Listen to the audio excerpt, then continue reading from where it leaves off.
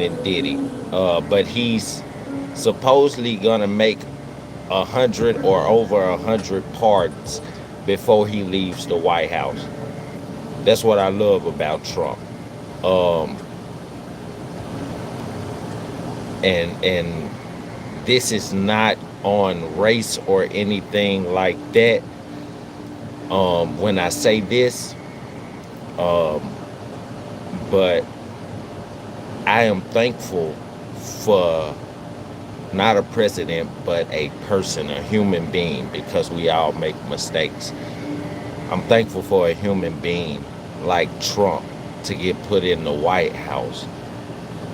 In both terms that he's done, he's made pardons for people that he believed and people that we as the citizens believe are innocent of the charges that's been brought against them. Uh, a question I got for Trump and a question that I have for the chat is, do you believe that Trump is gonna, uh, besides pardon Diddy, do you, as far as black people, do you believe that Trump might pardon Carmelo Anthony?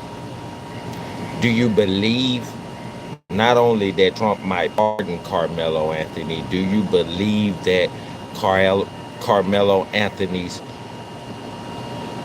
group of powerhouse attorneys, those 6 attorneys, do you believe that Michael Ware, the white guy, who's one of the attorneys, who's who's over the Texas Innocence Project, that joined in with these NAACP activists and these top um, civil rights lawyers, do you believe that they're in negotiation with Trump to pardon Carmelo Anthony? Better yet, not just pardon Carmelo Anthony, do you believe that this team of lawyers being led, and I'm not talking about court, I'm talking about outside of court, being led by Michael Ware, because he's not the leading counsel, right? The black attorney is the leading counsel. I can't remember his name right now, but we're gonna look it up during the podcast. Do you believe that Michael Ware, our Caucasian brother that's on Carmelo case, do you believe that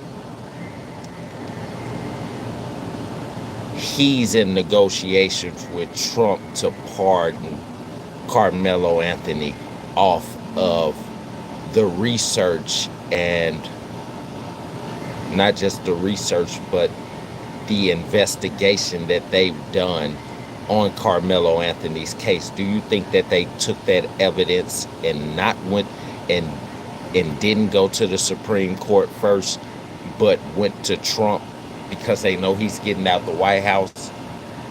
They knew that they know about politics because they're in politics. So let me just say this: politics, in any realm of politics, whether it's judicial, legislative, uh, lawyers, doctors, judges, anybody like that, that's in the income realm, to be able to be in politics, even if their job description or the title that they have over them doesn't scream politics, like lawyers, um, doctors, nurses, and stuff like that. Do you believe that Trump is actually, after they investigated, Carmelo Anthony's lawyers, after they investigated, because I don't believe that they're truly investigating this long. I believe that they're done with their investigation and they're putting together their arguments and how they'll go about his trial, his new trial, if they're successful in getting him granted a retrial. Do you think that they've gotten this information not only focused on getting him granted a retrial, but their main focus right now, the reason why they haven't been in the media to let us know what they're doing. Do you believe that through that, with hearing that Trump is going to pardon 100 or more citizens, American citizens, before he leaves the White House, do you believe that Carmelo Anthony may be one of them? I mean, do you believe it? I believe it. Y'all come on in, like the video, subscribe to the channel if you already haven't subscribed to the channel. I just wanted to ask that before we start and everything, while we're playing Drake's Habiti album, do you guys believe that Carmelo Anthony, besides Diddy, and Trump possibly could pardon Diddy? No matter what Diddy has said bad about Trump, Trump knows politics. As a billionaire, he knows politics. So he knows that from him and Diddy's relationship, of Diddy being a multimillionaire and Trump being a billionaire and not in politics before he got into politics, which was his first term. A little bit before his first term, he got into politics to try to run for president. When Diddy had mansion parties, Trump was there. When Epstein had mansion parties and inviting Trump, he also invited individuals on the black side that were very successful, like Jay-Z and Diddy, right? So what I'm saying is, no matter what Diddy said bad about Trump, or no matter how he talked down on Trump when Trump was getting in the White House, we know that as a multi-millionaire, close to a billionaire, as a billionaire, that even though you have relationships with people, politics can get in between that. Not necessarily in between you and the person's personal relationship, but as far as the media informing us, the public, about you or the other individual that's anywhere from a multi-millionaire to a billionaire, the media informing us that you said this about Trump, or Trump said this about you. It doesn't make you all angry at each other because it's politics. And you learn politics, whether you know politics or not. If you ever get to become a millionaire, a billionaire, or like Elon Musk, a trillionaire, which I believe he set the standard, and there's going to be more trillionaires in this day and age, in our future, because our government has allowed Elon Musk to become a trillionaire. It used to be governments around the world didn't allow regular citizens, whether they're poor, middle class, rich, wealthy, or substantially wealthy. It used to be governments around the world did not allow our millionaires and billionaires to become trillionaires, or they didn't allow you to become such a billionaire that you held a percentage of the world's wealth, right? We never had billionaires to hold a big percentage of the world's wealth, and we never had trillionaires. The government never allowed it. But we have had governments and government policies and government companies that's been well worth over $1 trillion, or well worth over tens of billions or hundreds of billions of dollars. And let me change that. What I said about Elon Musk as a trillionaire. I said he set the standard and he's gonna make it become the normal for it to be more trillionaires out here. Let me change that. Jeff Bezos, the owner of Amazon, that's worth hundreds of billions, and in a small amount of time, Jeff Bezos was worth hundreds of billions of dollars. Like, what I mean by a small amount of time to accumulate that much money is that he may have came in the game as a millionaire, right? But he was independent, started out of his garage, shipping packages, right? Named his company, named his LLC, right? He did such a good job every year, bigger and bigger contracts with companies and warehouses, and he was doing it all out his garage, right? I could say by itself, but I'm sure once his volume got very high and he started getting contracts from corporate companies and corporate warehouses in his city, that he involved his family. Whether he had a family himself with like wife and kids, or if he didn't have a family himself, his family that he grew up with, his cousins, brothers and sisters, if he have them, uncles, anybody who was in his family that was having a hard time coming up, he got their assistance, which gained him citywide and statewide government recognition, where his states and his city's government as far as mayor, his state's government as far as his state Congress and congressmen and his state Senate, right? To where they notice him, to where they start spreading the word in politics, at the parties, at the government parties, with the Democrat Party and the Republican Party, at Trump parties, at Biden parties, at Obama parties, at Bush parties. They started spreading the word.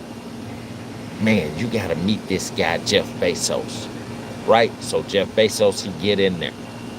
And they allow him to monopolize the distribution game, right?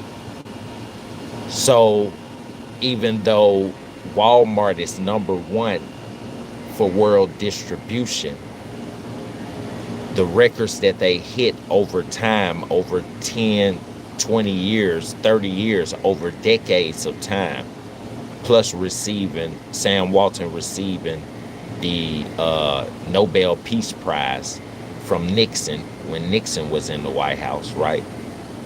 Or it was probably Reagan. I'm not sure. I'll look it up later once we get deeper into podcast. But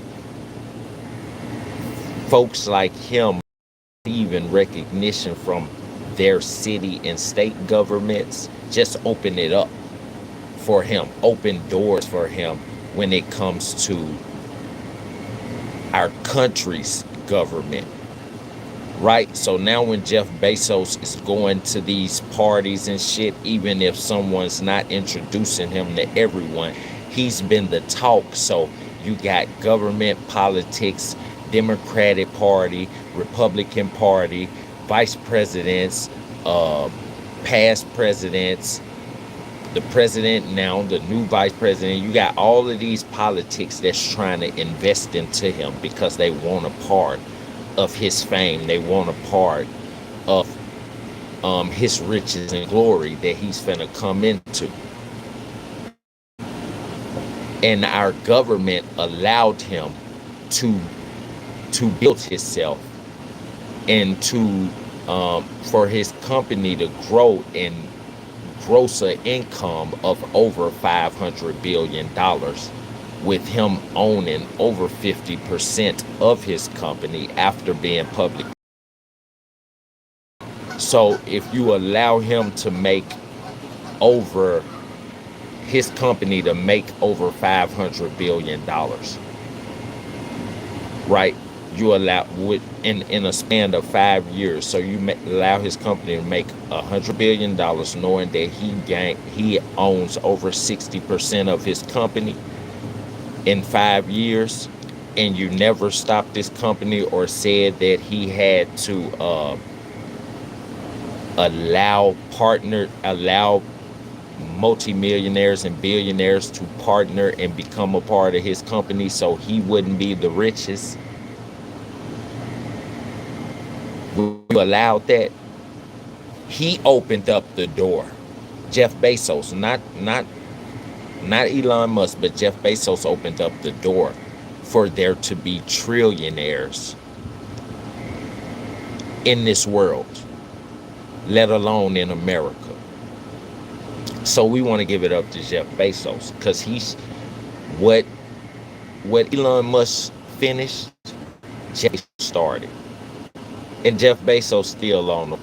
Now he just got confirmation, since our government allowed Elon Musk to be a trillionaire. Jeff Bezos know now that he can be a trillionaire. He don't have to sell off stocks from his company that he owns just because it's growing in revenue. He knows. He knows this now.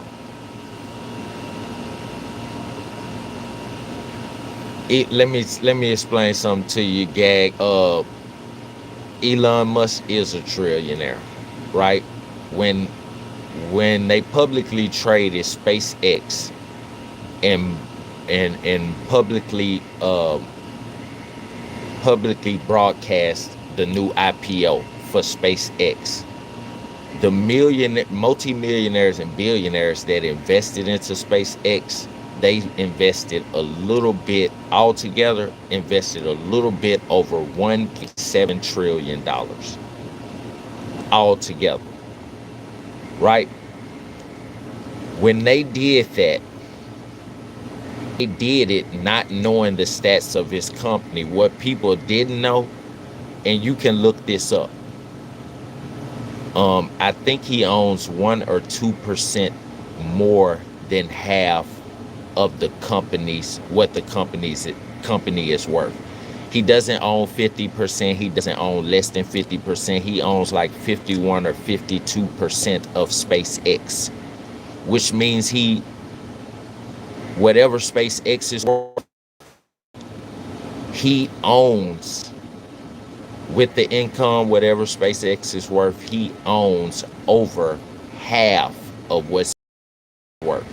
So the money that we invest into SpaceX, we best to believe, with Elon Musk owning 51 or 52% of his own company, SpaceX, we best to believe whatever we invest, which the company, people still invested after the stock blew up and the income of the company SpaceX blew up to $1.7 trillion, was trading at $100 and something. I told my chat, I said, don't invest. It's just way too high. Unless you're a millionaire or a billionaire, don't invest. Because just say you spend $10,000, right, for the stock. You get less than 10,000 stocks because the stock is over $100, right? So it's like 147. So every $300 you get 2 stocks. So every $1,000 you get 6 to 7 stocks, or 6 to 6.5 stocks, right? I mean, it's not a good investment unless you're a millionaire, where you can invest $1 million and get $1 million worth stocks, right? And in 2 weeks or 3 weeks after I said that, people still invest. My chat didn't invest, but people still invest, which after those 2 or 3 weeks, he made headlines again because SpaceX went from being worth $1.7 trillion, $1 trillion, which made his net worth from SpaceX a little bit over $1 trillion. Not to mention he has Tesla Bot Company, which is $1 billion company. He has Tesla, multi-billion dollar company. It's worth hundreds of billions, right? And the stock is trading at over $370 right now. And he also owns Twitter, which is $1 billion social media platform, right? And each one, he owns 50% or more. That's why he was worth hundreds of billions before he even went public with SpaceX. SpaceX has been out there, but he's had it under an independent umbrella the whole time, right? So SpaceX, after it publicly traded and he became a trillionaire, SpaceX went from, his ownership went from $700 to $800 million in SpaceX to a little bit over $1 trillion, which was like, I say like 1,050 billion, because it's worth 2,100 billion right now, right? So don't believe that he's not a billionaire. If he wanted to cash out on his stocks right now, and that's what I love about trading, when you're doing the normal trading, day-to-day, not day-to-day trading, but the normal trading from day to day, because there is a such thing as day-to-day trading, you know, where people buy stocks fast and sell stocks as soon as it go up a couple of dollars or whatever like that. But once he did that, he became a trillionaire. Watch this, SpaceX company. And I told people, this is why I told my chat, don't invest. They're saying, the media is publicizing that it costs $1 trillion. It costs America $1 trillion to fly to Mars, which means it costs $1 trillion for them to fly back from Mars. I told him, I said, it's nobody on Mars, right? So once he fly to Mars once, when he say he flies to Mars, we don't really know if it's true, right? When he say he flies to Mars and that spaceship take off, the investors that invested in the company know that the money that they just invested is gone. It's gone. Right? Right? So when that money is gone, they don't get it back. That investment doesn't double. So the people that's investing, that's millionaires and billionaires, are investing off of the basis, this is going to go down in our family history. When my grandkids grow up, they're going to know that part of our wealth was donated to the world's first trillionaire, Elon Musk, for us to be able to fly to Mars. That's something big to go on your family's resume when you're building a dynasty. That's something big. So your family will always be in history. Your family's name and the other families that invest into SpaceX millions and billions of dollars, y'all will always be a part of history, because SpaceX made Elon Musk a trillionaire. And he's the first trillionaire in the world. So this moment right here in America will go down in history around the world. But yeah, I just had to explain that to you, Gag. He hold one stock at a ridiculous price and a speculative trillionaire for 15 minutes. Nah, he's not a trillionaire for 15 minutes. Listen, if he spends, listen, Gag, if he spends the trillion, right? If he spends both of the 2 trillion, right? If he take 2 trips and say the 2 trillion is gone, right? He wouldn't, even if he take 2 trips and spend most of the 2 trillion, the 2 trillion won't flatten out. His stock will decrease tremendously, but it won't flatten out, right? And then you have billionaires and millionaires that have invested. Just say you got a billionaire family that invested 100 billion. The first time he makes a successful trip to Mars, even though they're not reaping anything from it, guess what? They'll invest another 100 billion.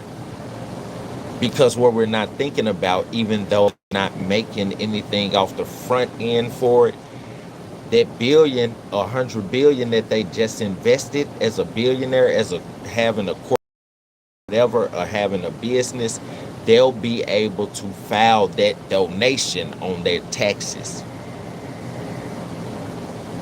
200 billion, 100 billion at the beginning of 2026 and 100 billion in November of 2026 to SpaceX.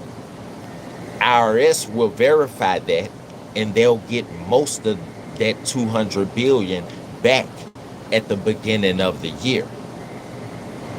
Right? So even though they're investing and they're not making a profit, they're putting a stamp on their family's name, and they're getting their investment back at the beginning of the year from filing taxes.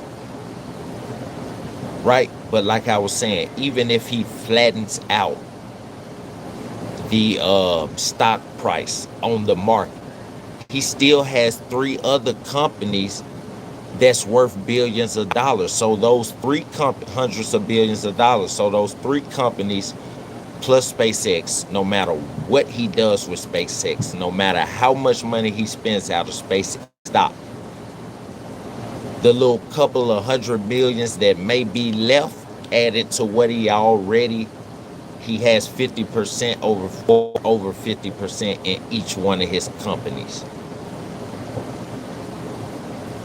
That little money that he got left, hundreds of millions or hundreds of billions that he got left after he flattens out the company from flying a spaceship twice, plus Tesla company,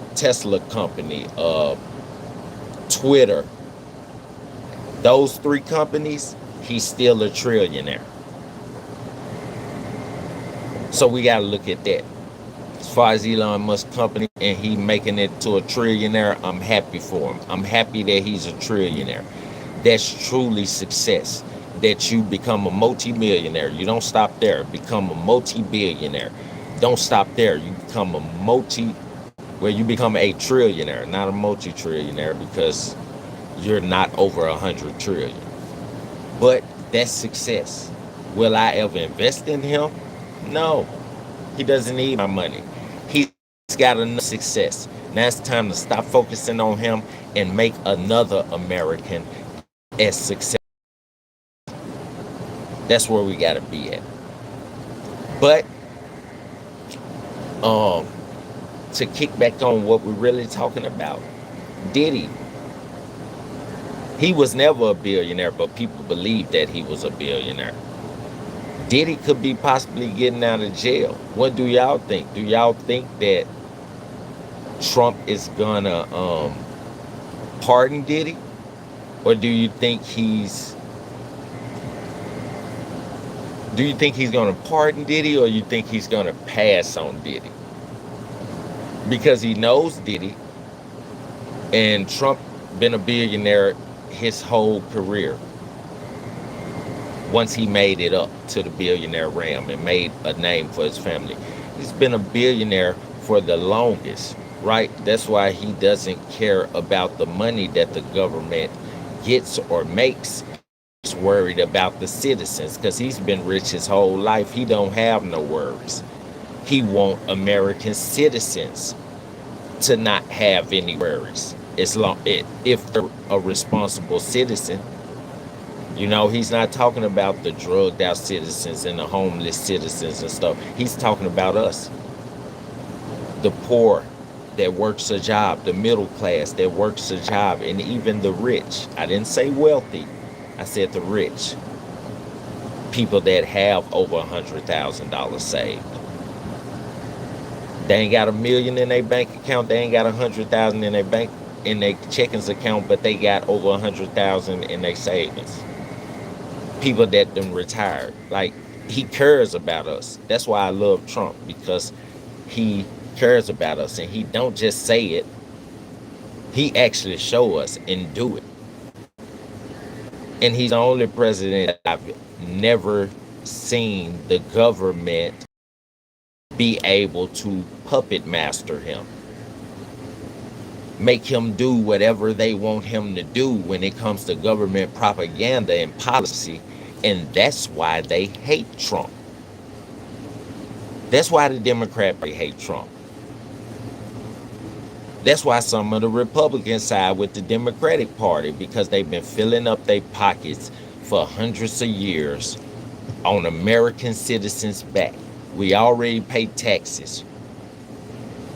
They gonna tax us something extra, saying that it's a help people who receive government benefits first of the month, food stamps. They're gonna say it's for that, but they overtaxing us, using that as an excuse to actually line their pockets.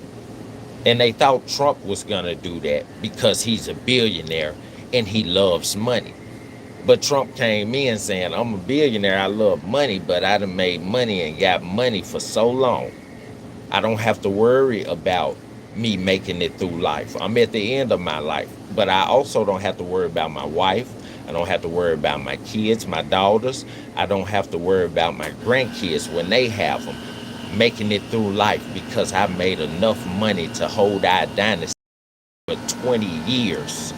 If no one ever works, if no one ever invests our family money ever again, and they just live off of it, 20 decades, he could take care of over 20,000 people without them working a job for 20 years to 40 years. 2 decades. A decade is 10 years.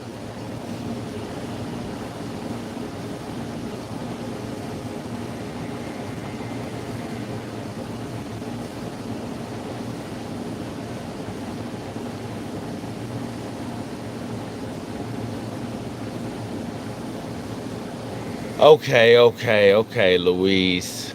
I see you siding with my boy. So guess what? I'm finna play another song, and I'm finna go look it up, because I didn't look at the stock market for SpaceX today. I was just on Rivian when I did check, but I'm finna go check, because listen to this. Even when the stock takes a tumble, it's how big the tumble was. Now, they may say the tumble is big because the tumble was, he lost over $1 billion or over $100 billion, but $100 billion is nothing compared to $200 trillion, $2 trillion, right? It takes $200 billion to make $2 trillion in the stock, and the company was worth over $2.1 trillion as far as I remember. Monday of this week, at the beginning of this week, it was worth $2.1 trillion, a little bit over. So if he takes a hit for $100 billion, or his stock decrease and he take a hit for $200 billion, guess what? The company is still worth over $1.7 trillion where he started off when he took the IPO public. So let me go and look at that. I got plenty of sense on stock, Louise. I just don't trade all stocks. Once I find a stock that I know is going to shoot through the roof, I focus on that one stock. But right now, with me focusing on SpaceX, I'm focusing on it because I don't want people to invest their money into SpaceX. It's going to always take a tumble. That's what I was just saying. If he flies a spaceship from the ground up into the clouds where we can't see it, we just lost $1 trillion. It's going to decrease $1 trillion. Okay, so let me look this up right here.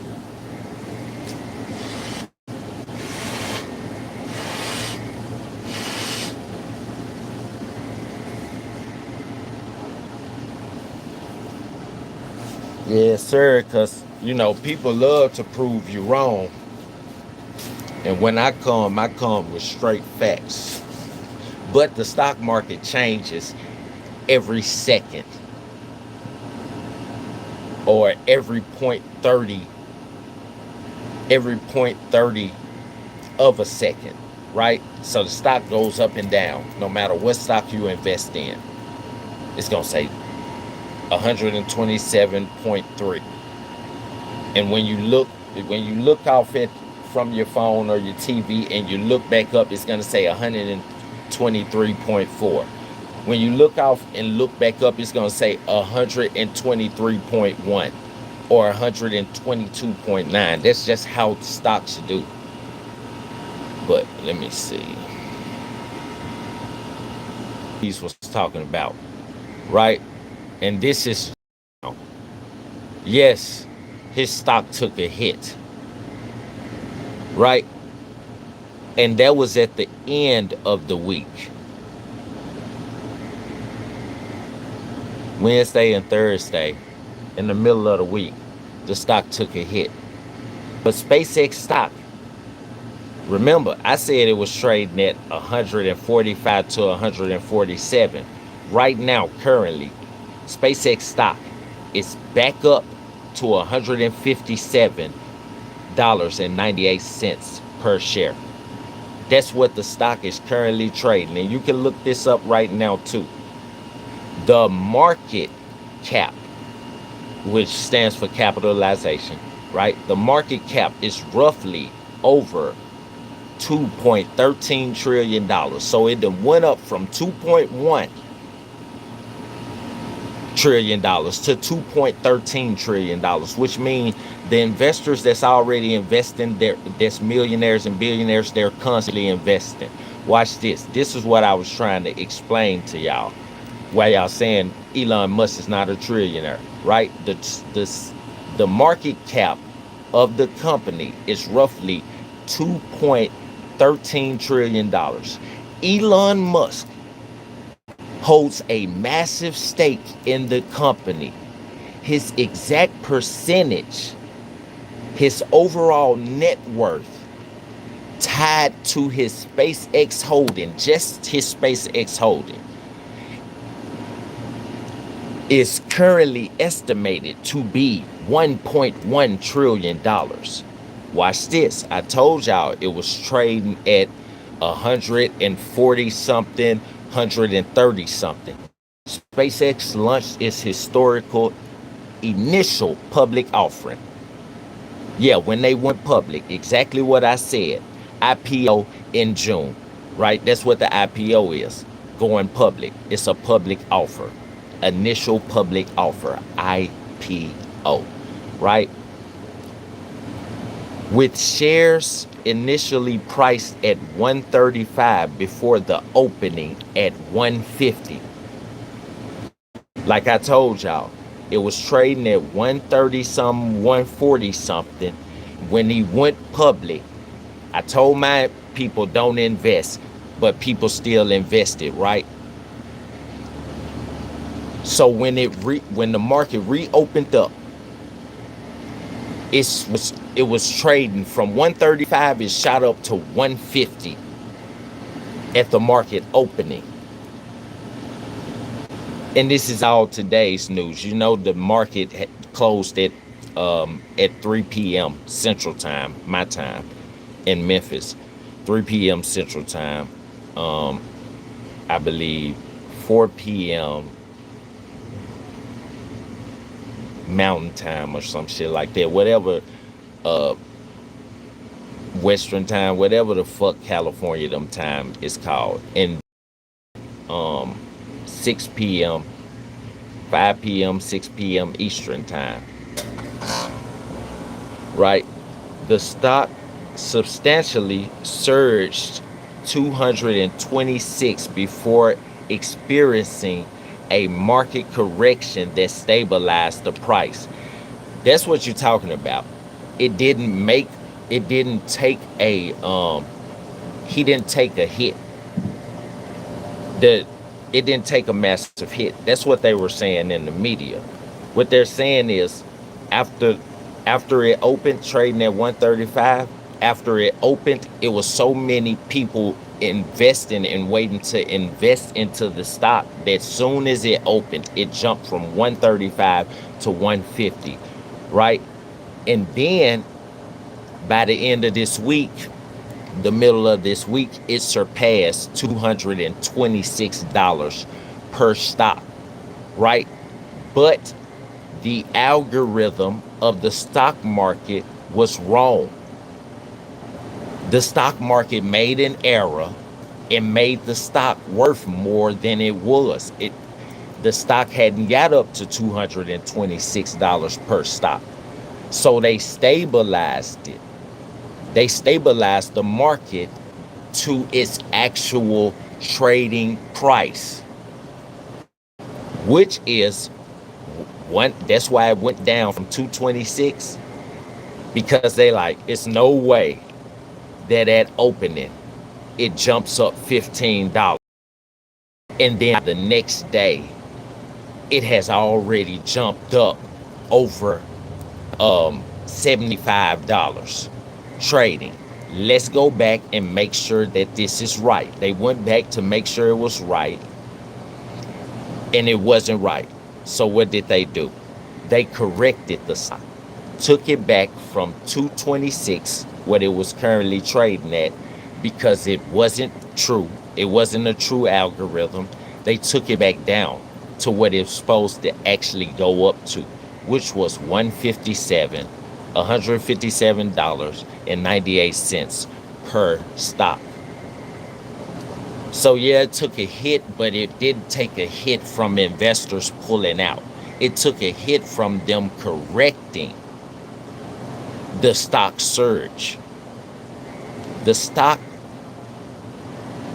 subsequently surged past $226 per stock before experiencing a market correction that stabilized the price. So that's what you're talking about. That's what you're talking about. Let me see this. While you saying that, you must be one of the people that didn't invest into Rivian, like I told you. Like I told the chat, Rivian stock price.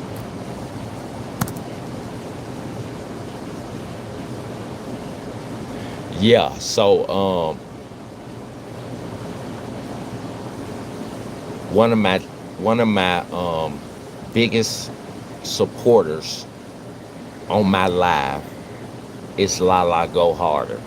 Last night when I went into deep depths about the Rivian stock and how I want everybody to invest, right? Because when they go public with the Rivian stock, we gonna shoot the fuck up over $100 a stock. And right now, last night it was trading at like 1840 something, 1852 was the max that it was hitting. And I told people it's going up every day. Yeah, it goes up and down, but it goes up 50 cents, from 50 cents to $5. Anywhere it has a peak every single day. So Lala, she went invested, right? I believe she said she got $1,000 worth of Rivian stock, right? And it was trading at 18 something. Right now, today, the Rivian stock is up 8.44% from yesterday. That 8.44% from yesterday is up 1.45% from yesterday today. so she can see herself that the $1,000 she spent on these stocks, she can see herself an increase in the stock when you profit. So she's profited in a day, just like I told everybody. Over last weekend, I had made over $200, over $200 off of 100 something Rivian stocks, right?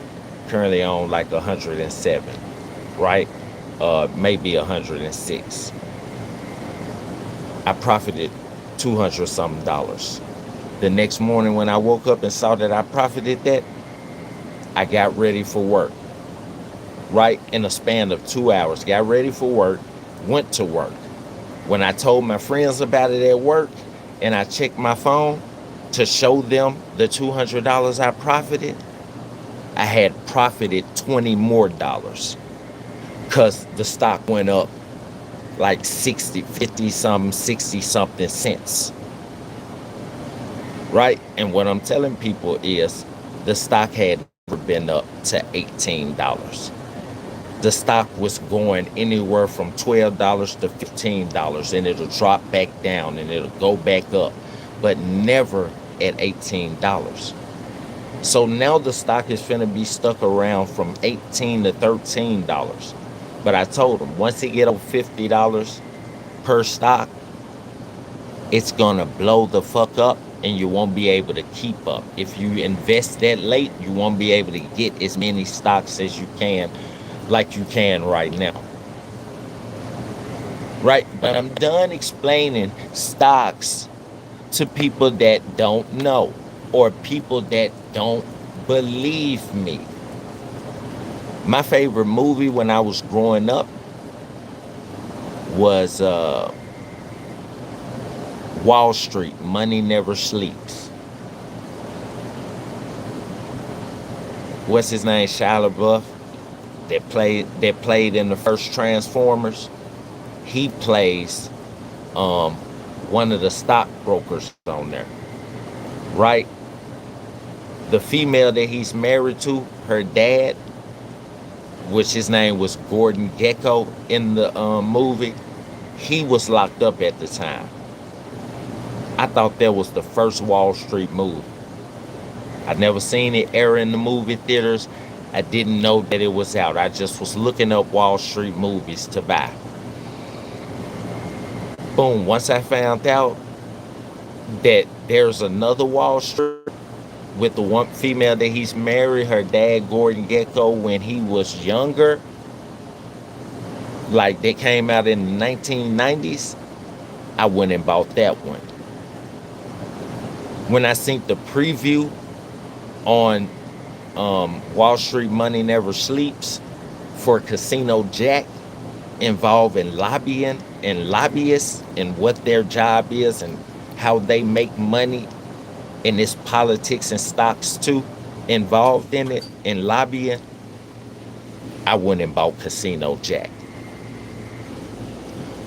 When Obama left the US like he did in a mess, and I was trying to figure out what went wrong and how did the stock market get involved with our government when Obama was in the White House,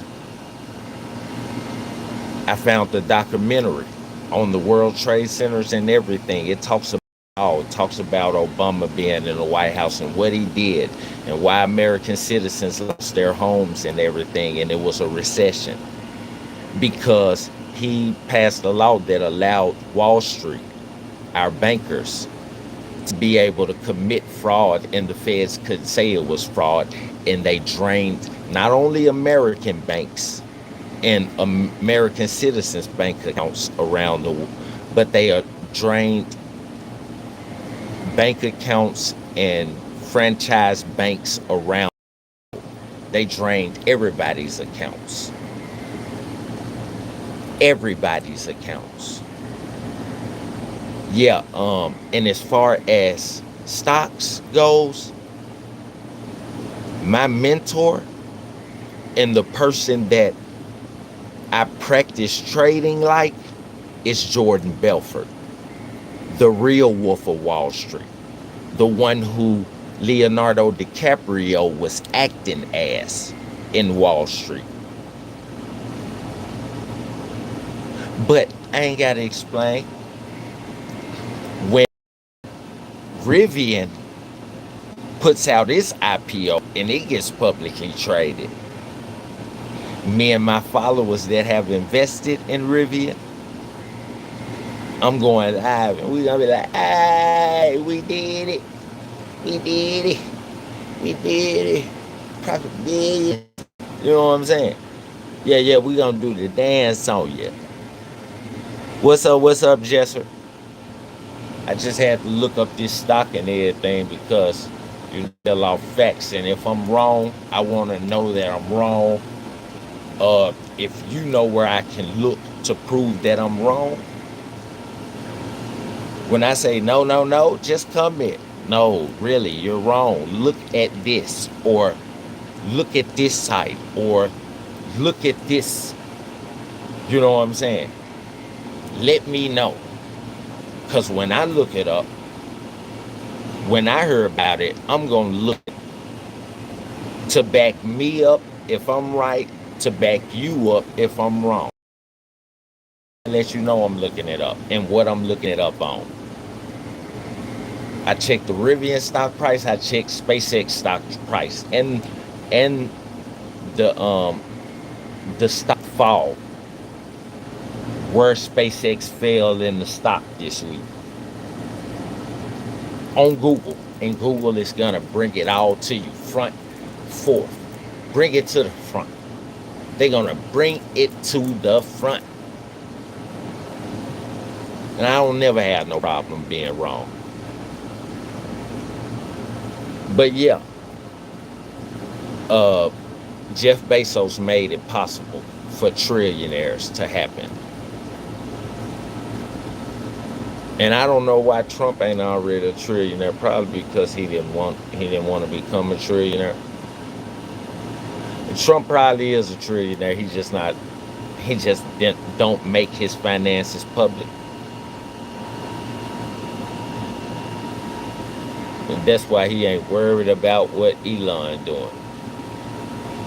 He like, shit, Elon, I fuck with you. If that's what you're gonna do, do it.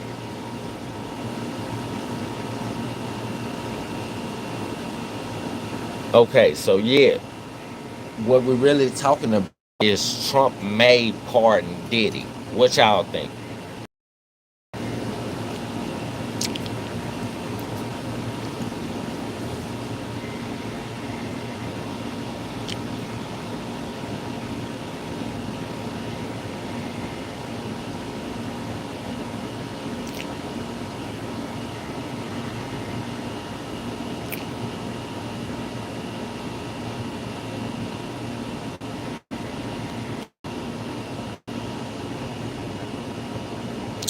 Louise, he can do whatever he want to with his stocks. He can do whatever he want to. See, this is what you're not realizing. You may be a stock trader. Elon Musk is not a stock trader. He's a company owner that owns multi-billion-dollar and multi-trillion-dollar companies. And he not only owns the company name, he also owns 50% to, let's say, 50 to 60% of the company's stocks. Anytime he wants to get out of that company, anytime he wants to cash out his, guess what?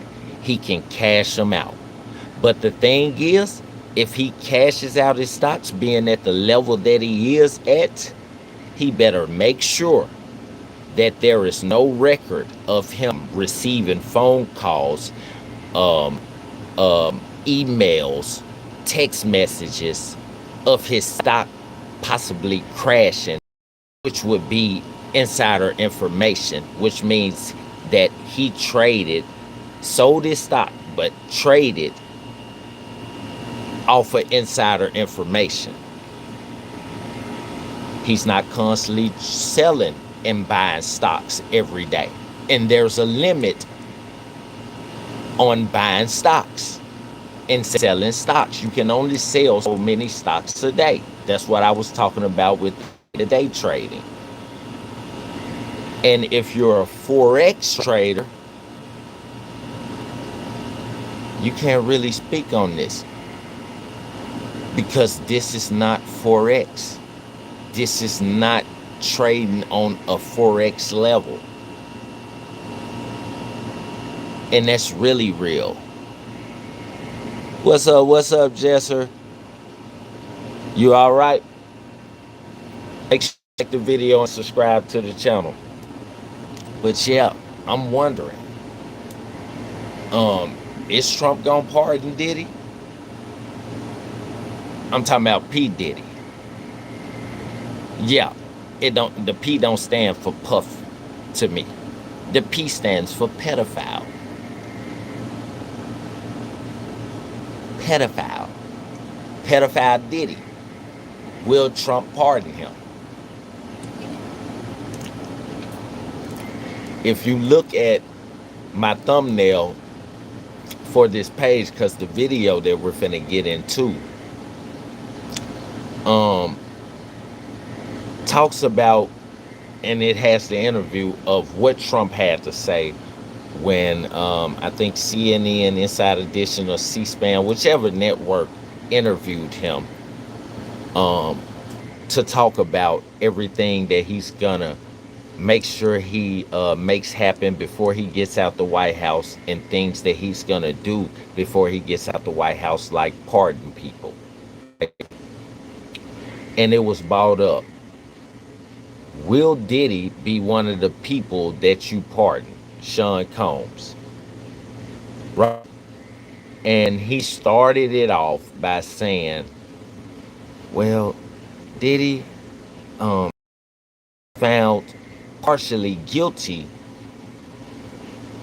and partially innocent, right? Like he was found half guilty on all the charges that were up against him. He wasn't found guilty on all the charges, right? And I stopped it right there. I said, no. Really? I didn't want to hear anymore because it started getting to the juicy part. It started getting excited. And I said, I got to hear this with my chat. And then make sure you like the video and subscribe to the channel. If you look at the thumbnail, Diddy in that thumbnail with Trump was very young. And Trump was very young. And the interview that Diddy took, that I seen a partial part of the beginning, he was talking to black people, and he was with the Democratic Party. Nigga, you rich, but you standing next to the Democratic Party. You should be a Republican. Shit, most of the Democrats should be Republicans. I say all the Democrats. Democratic Party, especially in the presidential family, in the White House family, the ones that we see sitting in every press conference in the I call it politics auditorium, with the wooden seats where you got Democrats on this side, Republicans on this side, and that's usually where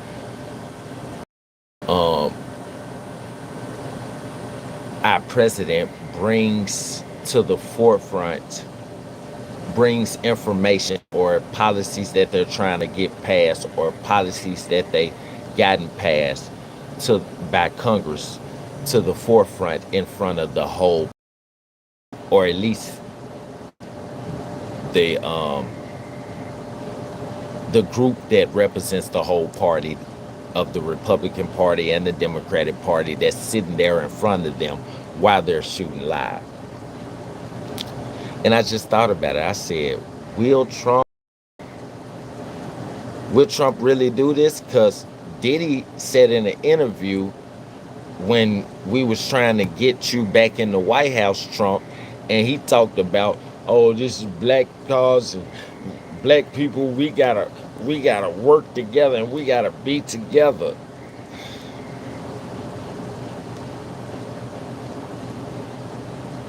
So who pays you that money? Biden pays you some money with his billionaire ass to talk against Trump, right? While they air pictures publicly of you and Trump, different billionaire parties together. So while you're telling us this and telling us that Trump is a bad person, and we look up Trump and the first thing that comes up is Trump in a picture with you at a yacht party or something, right? And Trump always wears a suit and a tie. You might have not had no suit and no tie on in the damn video or in the damn picture with you and Trump, pedophile Diddy.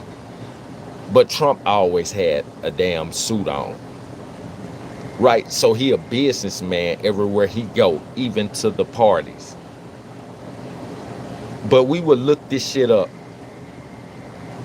Does Diddy have a friendship with Trump? Does Diddy have a relationship with Trump? Has Diddy and Trump went out together? Has Diddy and Trump went to Hollywood mansion parties together?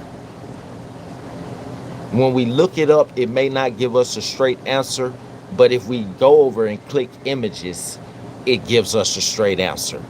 Because we see over 16 different pictures with you and Trump in different attire. Trump is mostly in a suit though, so sometimes in pictures it may look like he's wearing the suit that was in the other picture, but he's a billionaire, so he has multiple new suits. He has multiple red ties with white pinstripes in them, the same fucking tie, because he might have to wear that uniform every day. So he has multiple uniforms. His suits is uniforms. He's a real businessman. But we would go over to the internet and doing pictures with him, and we wouldn't doubt what you're saying about Trump, the bad stuff you're saying about Trump, because we'd say, oh, him and Trump known each other since they was young millionaires, or since Trump was a young billionaire. He's known Diddy since Diddy was a young millionaire when B.I.G. was still alive. These folk got pictures. So what he's saying about Trump, it's gotta be true, because he know Trump better than us. That's how the media used them. But now you need Trump. Trump real nigga though. He might come through for you. But if he do come through for you, you won't be able to live in New York again. Them New Yorkers ain't going for that shit. You put shame on their name. That's why the New York mayor took back the key to the city, just like when Dirk was getting in trouble and they brought out them new indictments on him saying that he paid and had shooters to stalk a motherfucker, capital murder and all of that shit.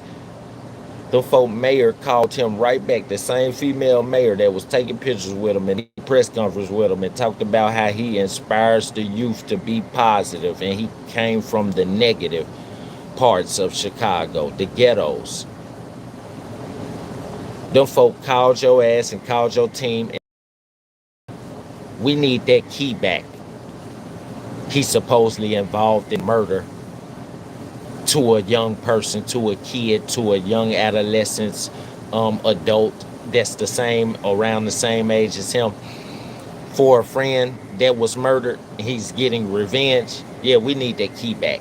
Once they took that key back, it was no way for him to get freed of charges. They did the same thing to Diddy.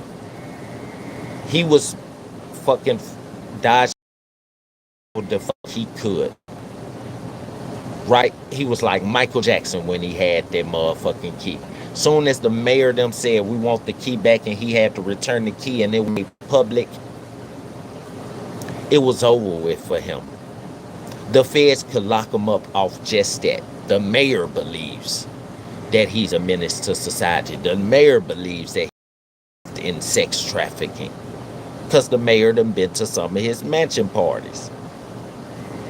You know what I'm saying? Yeah, yeah. Uh, Publicly trade that.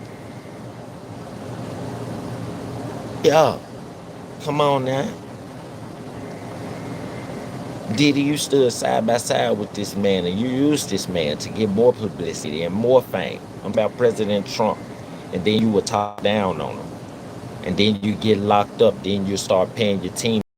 Trump finna be out the White House. See, can I get on that pardon list? Tell him I give him $2 million. I tell him I give him $5 million towards whatever campaign that he's running next. I know it's not President. If I was Trump, I'd say, yeah, well, I need 100 million, 200 million, 500 million. I need whatever the fuck you got left out of your income.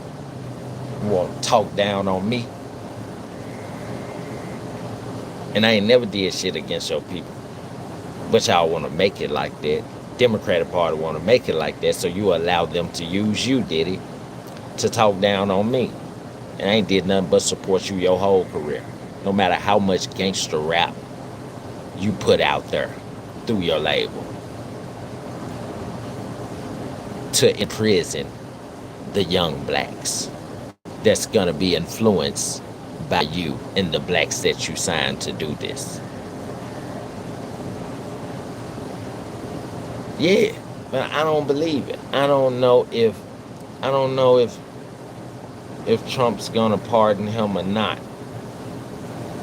I believe Trump got a good heart and Trump could pardon him. Like, that's a big possibility.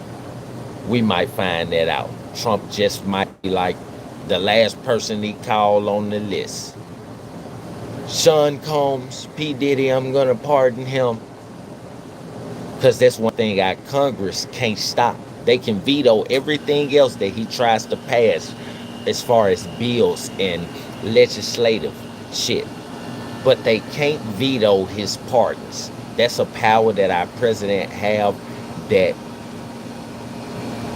really defines his position as the king, as the pharaoh, as the royal family of the U.S. Let me roll up right quick. We finna get into this. We finna get into this Diddy video in a minute, and the Trump interview from him answering the question, is he gonna pardon Diddy? Let me play this music right quick. I just need to roll one up, y'all. Give me a second. This that Drake from the Diddy album, I'm Spent. I'll listen to this right quick. I just had to pause it. I'm gonna play it. I'm gonna restart it and everything because this is one of the best songs on here. But I want y'all to listen to this Simpsons metaphor in the next 4 bars. He say, Homer, diamond sitting on my broken heart. Swear I blew your head up, I should call you March. Homer Simpson's wife. Man, that shit falling apart.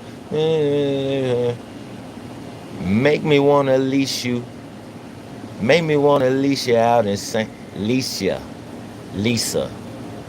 Bart Simpson's sisters. Make me wanna leash you out in St. Bart Simpson. Listen to this right quick, y'all. I wanted to do a reaction on it, but it's been out for a while now, so YouTube got that copyright shit on there, and I cannot do a reaction on it. I'm trying to see how I can do a reaction through YouTube Live, but on Spotify, like people that have reaction channels be doing. When the album first dropped, they stream it live on YouTube, but they stream live on YouTube, but they stream the album live on YouTube through Spotify, through whatever streaming program they have on their computer. But listen to it. Homer Diamond sitting on my broken heart. Swear I blew your head up, I should call you Mars. At least you're out in the same bars. Swear I blew your head up, I should call. All my diamonds sitting on my broken heart. Swear I blew your And Play a story-driven game that drops you into the 20th century. Smooth music, graphics, and gameplay make for an unforgettable individual journey. You're 1 cent away from base 44. Since the beginning of the internet, there's never been such a fun, fast, and yeah, man. This Diddy right here. Yeah, this about Diddy though. He could be receiving a pardon from Donald Trump. Let's go and get ready to fire this blunt up. I'm finna find this video so y'all can hear the interview from Trump and we can see together if he's decide to pardon pedophile Diddy or not. And we're gonna hear the negative shit that Diddy had to say about Trump. And he wasn't saying this through his career. He wasn't saying this right before he got locked up. He said this sometime during his career. I believe it was Trump's first term. It may have been before Trump's second term when the Democratic Party was they couldn't manipulate the polls anymore. Federal Bureau of Investigation was watching the polls because of the accusations Trump made when they voted Biden into the White House instead of Trump for a second term.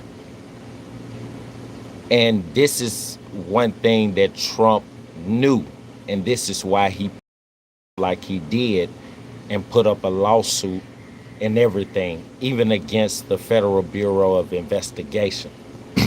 Not just the Democratic Party, the legislative branch, judicial, Supreme Court. He didn't just put up lawsuits against one person. He put up lawsuits against multiple people and multiple organizations. Most Americans work hard for what they got. So if they meet the hard workers, the hard working Americans that work 9 to 5s like I do,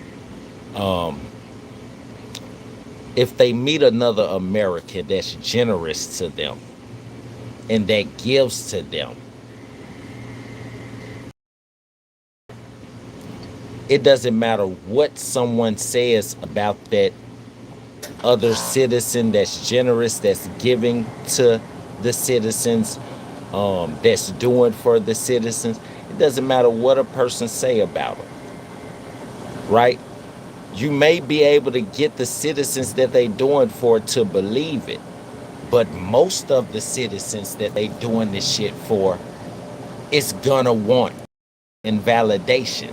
Oh, you said Trump is racist. Show me a clip where he's being racist. And I had one of my cousins, because I asked my cousin this, because he couldn't understand why I voted for Trump and why I love Trump so much. Not only as a president, but as a businessman.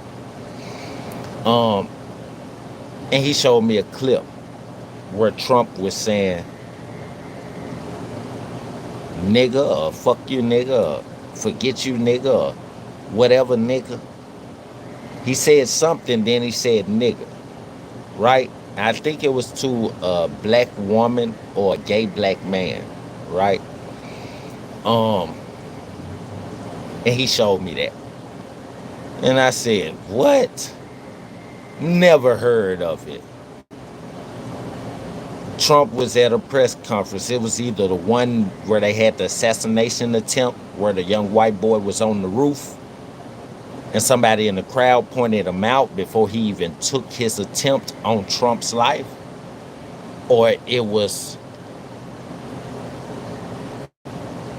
another rally, the other rally where they said shots was fired wherever it was. I think it was the country club, one of the country clubs that Trump is a part of. It was either in L.A. or Seattle, somewhere like that. It was in one of our big cities, right? And they found the gun in the bushes, on the inside of the of the on the inside of the gate of the campus for the country club, which is a golfing club on one of the it's a big ass golf course. I think it was in L.A. It's one of their most famous golf courses, right? And a lot of rich people, especially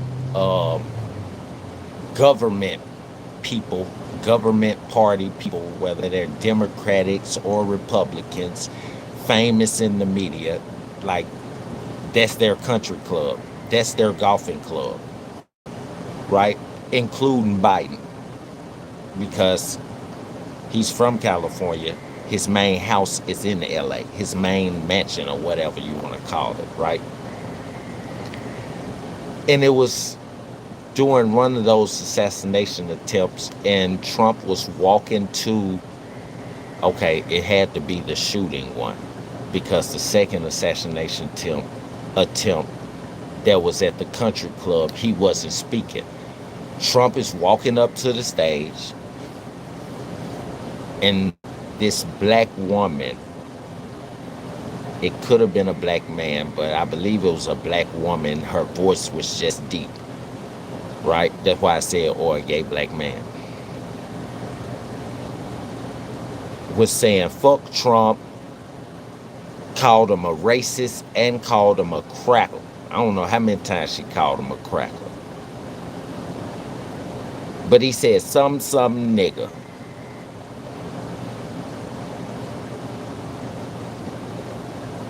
If you said, it's all right, nigga, I got you later, or something like that. But he may have said, fuck you, nigga, or something like that. I don't get no fuck if he did.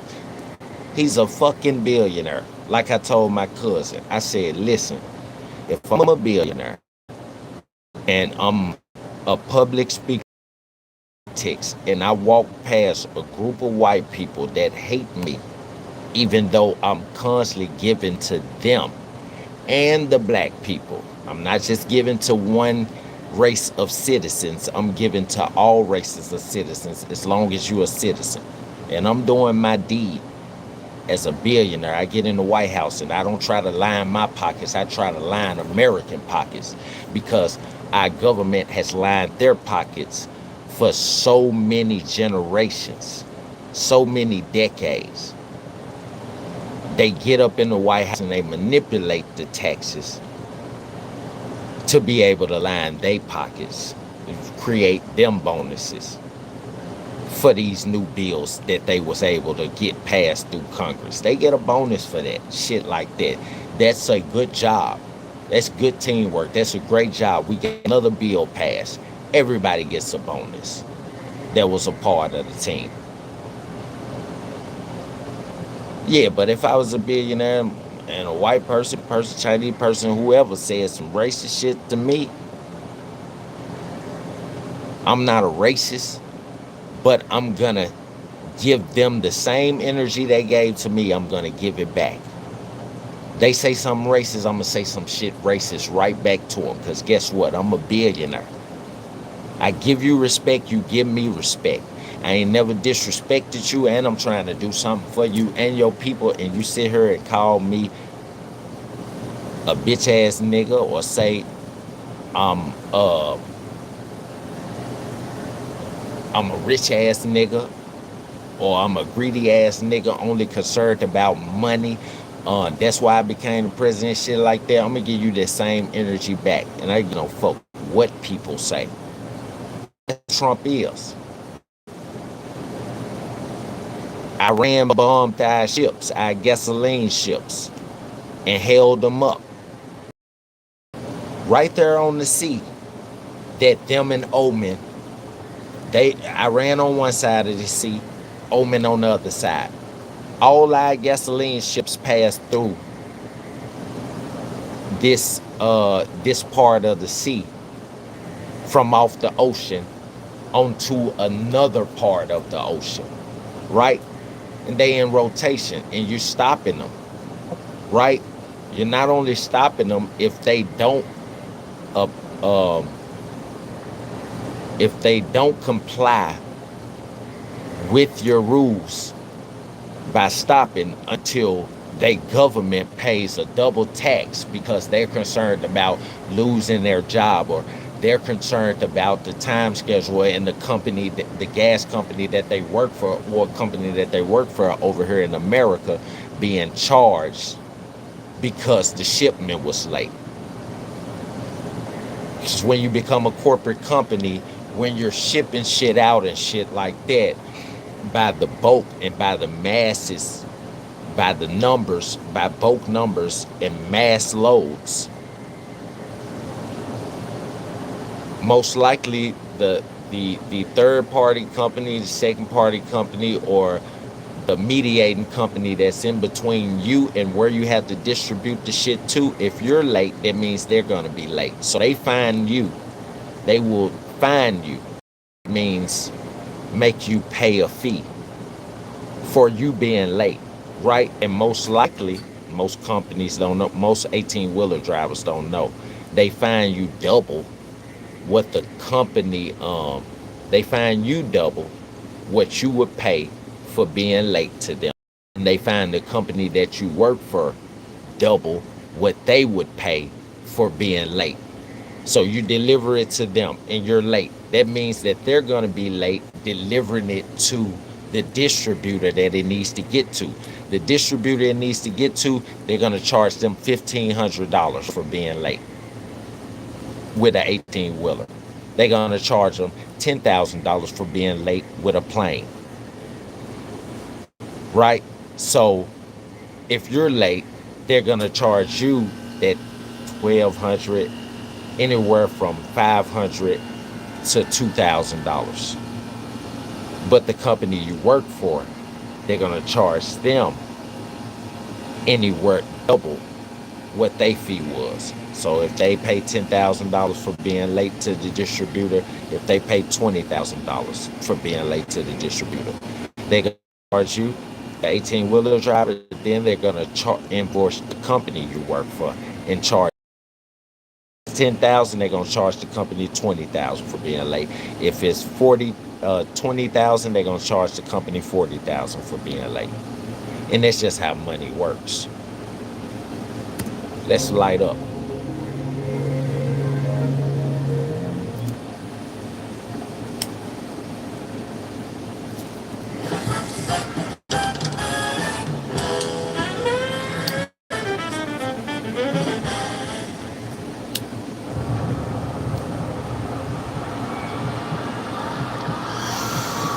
Y'all fired up? Let's get into some of that new shit. Yeah.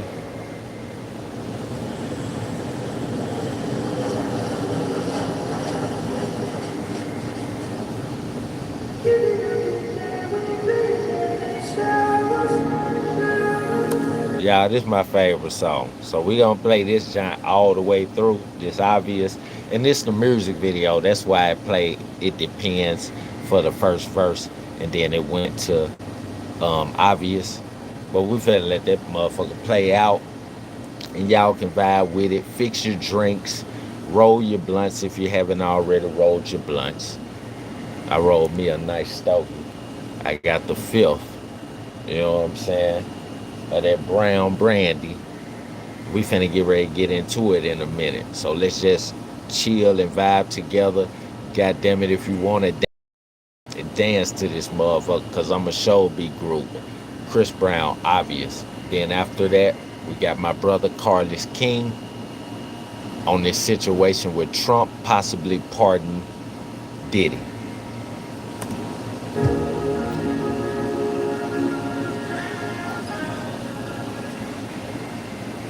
Gonna act like Diddy gonna still get free. We just saying, is it Trump a real nigga? He don't hold grudges, right? And he said in the beginning of the interview before I stopped it, because I wanted to watch it with y'all. He said in the beginning of the interview, "You talking about the rapper guy, the entertainment guy? He never was found guilty of all the charges, was he?" And this wasn't Trump saying that he may pardon him. This was the interviewer from the news station that he was interviewing at, bringing up. Trump said that he would pardon 100 or more people before he left the White House, which I believe that um, it's relating to the May 5th or whatever the May, whatever that situation was when they was putting them out the White House. They voted Biden in, and they said that a group of Trump supporters stormed the White House, and all of those people got locked up for storming the White House and all of this shit. And they said them folk was rioting, and all of that shit went on those people record. And some of them was just normal, good ass people. Some of them was rowdy, but some of them was normal, good ass people that didn't want to get taken advantage of by their government when it comes to their voter rights. Everybody know Trump was supposed to get back in the White House. So the manipulation of the voting polls, when Trump said it, we knew it was true. But I think he just want all of those supporters, even if they wasn't Republican, but they was supporting Trump because of the good shit that he did his first term, which was while we was in a recession, he bought us out the recession from getting the $1 trillion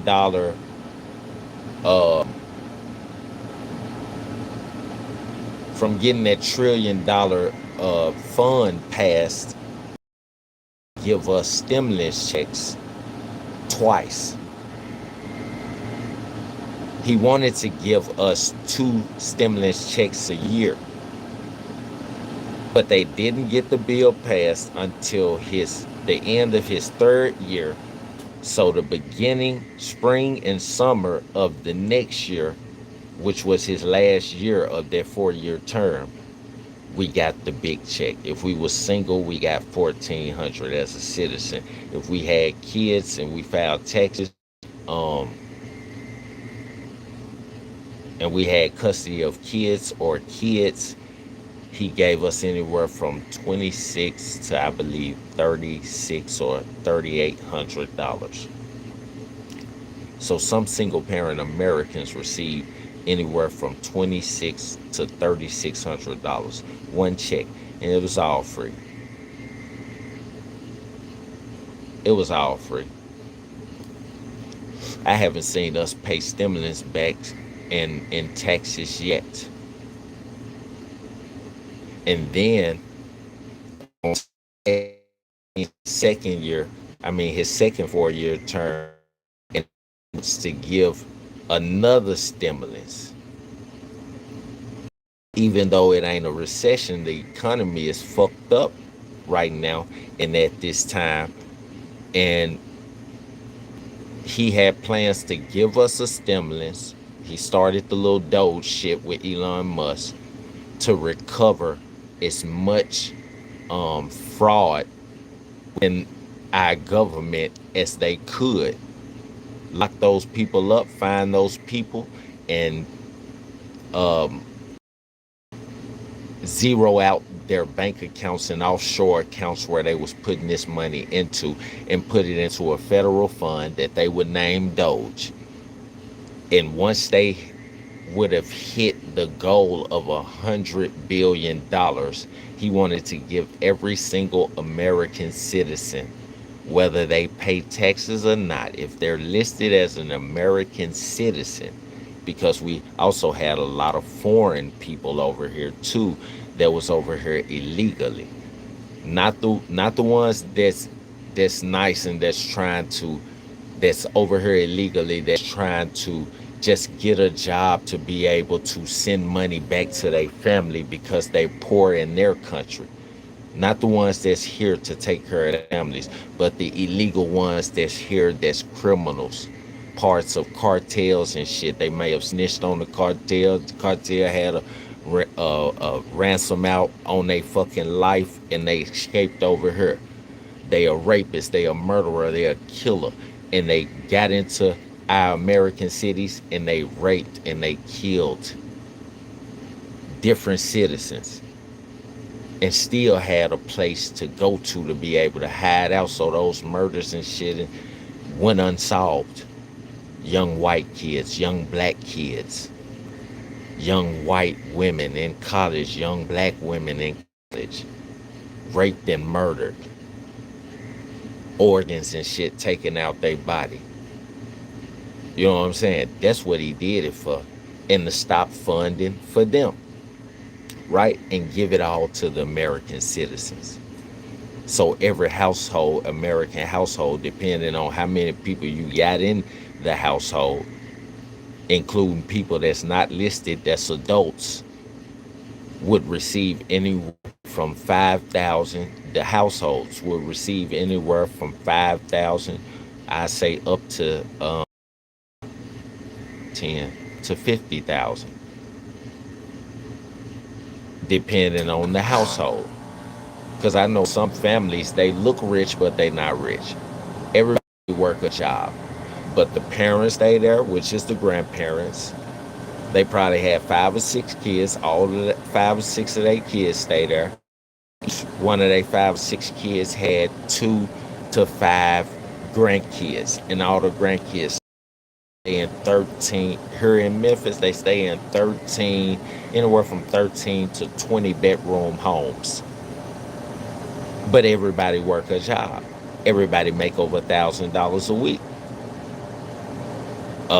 The rent or the mortgage on the house is anywhere from $5,600 a month to $12,000 a month. If you got a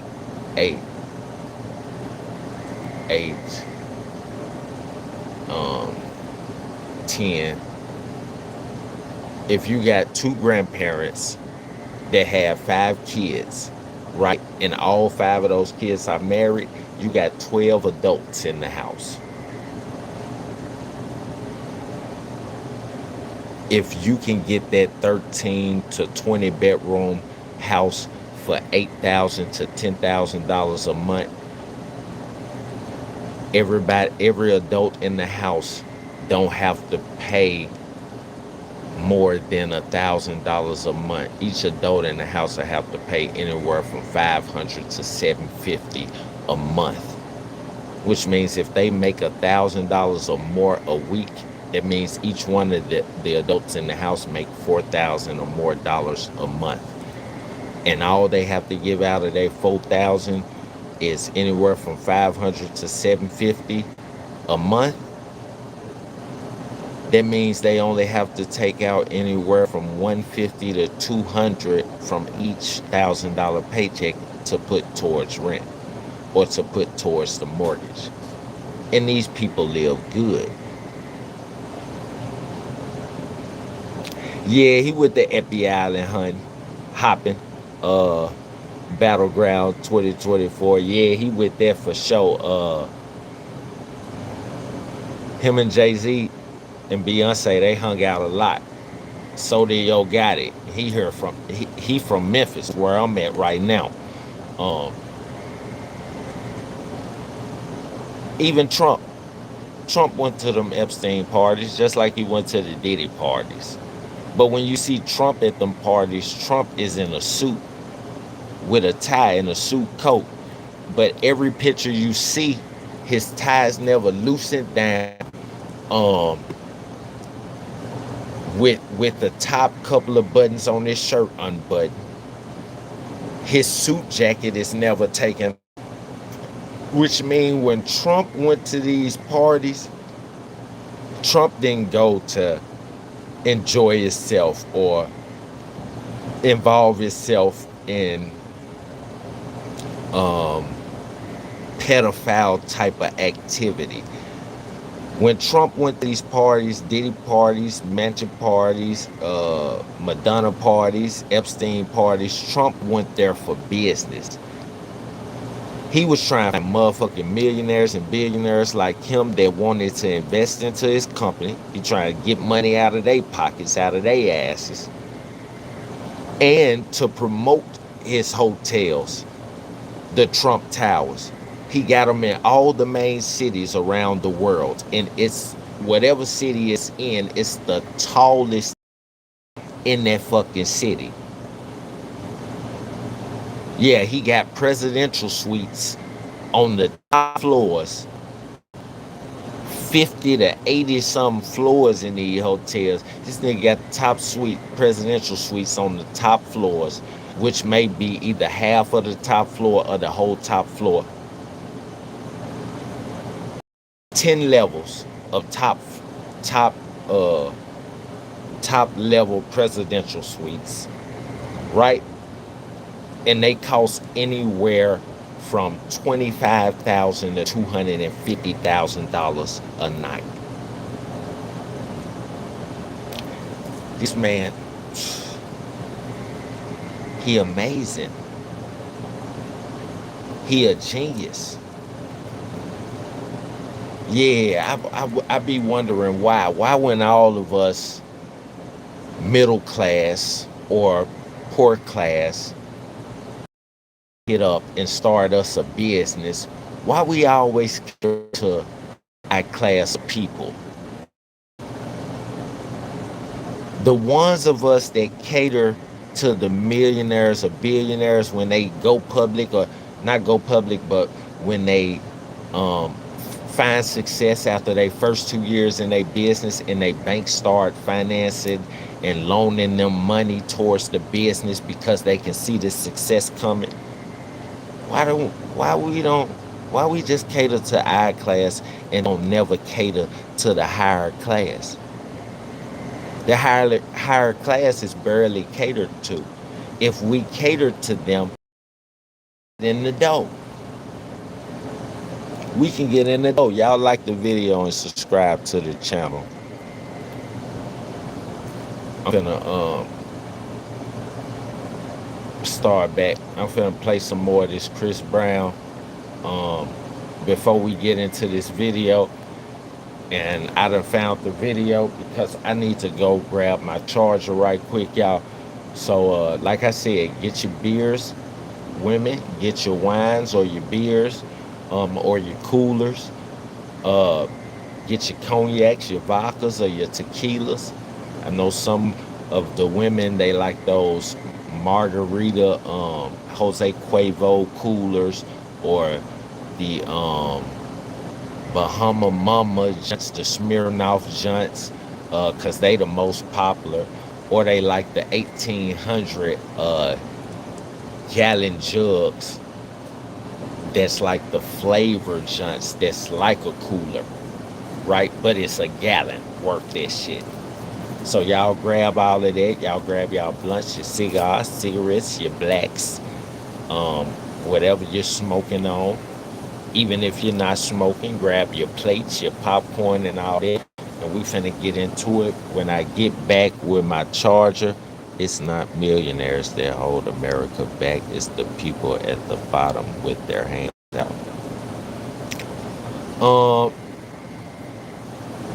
Yeah, that's true. That's true. But it's true to a point. Shout out to Red Team Go, 1277. He said it's not the millionaires that hold America back. It's the people at the bottom with their hands out. No work, no cake. Yeah. But when it comes to millionaires rarely even be in public to give to junkies, right? And the working class that's at the bottom don't believe that they take from the millionaires, because it's proven in Texas. It's proven in Texas and the cost of living that goes up every year, even though they pay does go up every year. A millionaire don't have to worry about that. Um, but I think millionaires and billionaires are okay. It's not them we have to worry about. It's the middle class, the working middle class, and the working poor class that gives to who they believe is the unfortunate, who they believe is the poor that stands on the side of the road with signs, you know, and they give to the profits tremendously. Not non-profits owned by millionaires that have regular brick and mortar businesses, but the ones that's at the very top that own the non-profits, like the multi-million dollar pastors that's worth over hundreds of millions. You take from the middle class and the poor class because they come to church for the message, and you manipulate them to give to your profit when that may be the last 10 or 20% that they have in their account, and they should be putting it behind themselves and their family success and their kids' mouths to feed. Let me get this charger before my shit go out, y'all. I found the video, and we finna get into the video again. This is about Trump words on what he thinks as far as pardoning Diddy, and also some interviews from Diddy when he was talking to Trump as far as the his political race for president, when he was running and trying to get black people to vote against him and everything like that. People saying that that might hurt Diddy when it comes to Trump decision, but I'm saying Trump is a real nigga. He's a billionaire, been a billionaire most of his career, made his family name a dynasty himself, and I believe he's the type, he don't hold grudges. He doesn't have to live, but he may live much longer. He may live another 10, 20 years. We don't know. But he's very mature in the sense of life and where he wants to be in life, where he has been in life, and where he still wants to make it in life. And I believe that his mindset and his heart is not filled with jealousy or envy because of his success in life. And I believe he may still pardon Diddy because it was brought up in the interview. And even though they have a relationship of taking pictures together and being at mansion parties and Hollywood parties and different shit like that together, Trump really still doesn't know Diddy. Like Diddy probably asked him, can he take a picture with him every time he saw him at a party. But if you ask him to point out Diddy in a lineup next to a Mexican, a white guy, a Chinese guy, no other black guys, he probably couldn't even point Diddy out. But we got this video from my brother Carlos King of the full interview of Trump and what he had to say as far as pardoning Diddy. Here we go. And that they were reaching out for a pardon because people thought that he would consider pardoning him. Well, he was essentially, I guess, sort of half-in. Sean Diddy Combs, Right. would you consider pardoning him? Well, he was essentially, I guess, sort of half-innocent. Yes. I don't know what Some of the other pardons. See what he said? Well, he was essentially half innocent. Yeah, he heard about Diddy. He seen the pictures that the media was posting. And like, oh, so I do know him. But did they have conversations and shit together? Of course not. They are thinking about people who were convicted of emissions and clean air related violations. There has been a flurry of activity in the last several weeks of people lobbying for those pardons. The president had even potentially discussed doing. And I said that it's probably the people, the over 100 pardons that he's preparing to do is most likely for the people who was regular working citizens who they said stormed the White House, but Trump said they didn't. They was allowed in. Secret Service allowed them in, but there was police officers on the outside, city police officers, not the naval officers, but in Seattle, but police officers. The regular uniform police officers were outside of the court, outside of the White House, and they were the ones who was with arrogance and trying to stop people from going in. But the Secret Service was on the inside telling people that they could come in. So you think about it, these people are really famous, starstruck. They heard that they can come in. Of course, they're moving fast. Of course, they're bum rushing the door because they want to see if they're going to get a chance to see Trump before he's put out the White House. Several hundred pardons around the birthday of the U.S., of course, that 250th anniversary, which we are all celebrating today and tomorrow, but still no word yet on whether he is... All right, what's up with you guys? So look, I'm back again with another video right now. Listen, man, P. Diddy is all over the news right now, basically because people are saying that Donald Trump is basically considering giving him a pardon or... That's my brother, Carlos King. That's the name of his channel, C-A-R-L-U-S, King. That's the last name. And he gets a lot of information at the very beginning.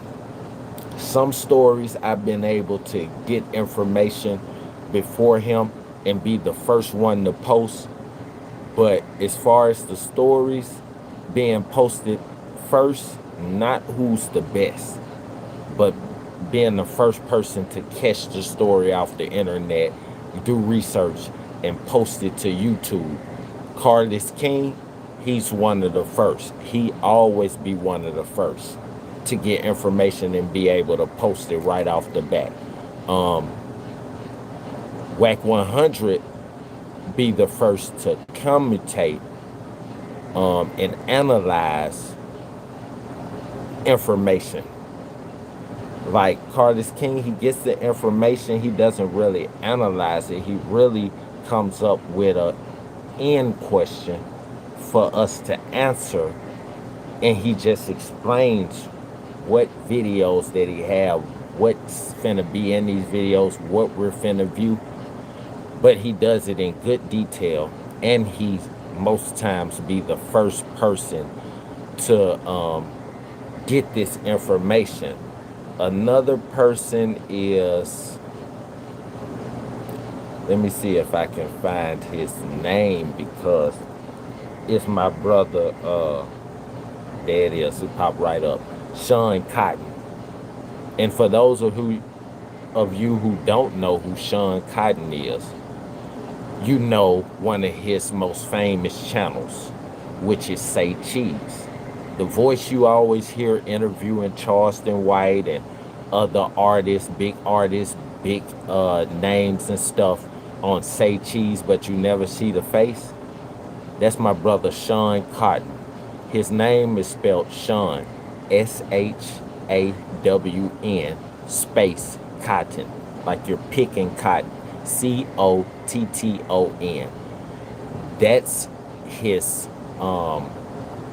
That's his personal page, where you actually get to see his face. You actually get to see the inside of the vehicles he drives. You get to see some of his family members that he commutates and talk about and dissect, like most of his videos or sound clips with.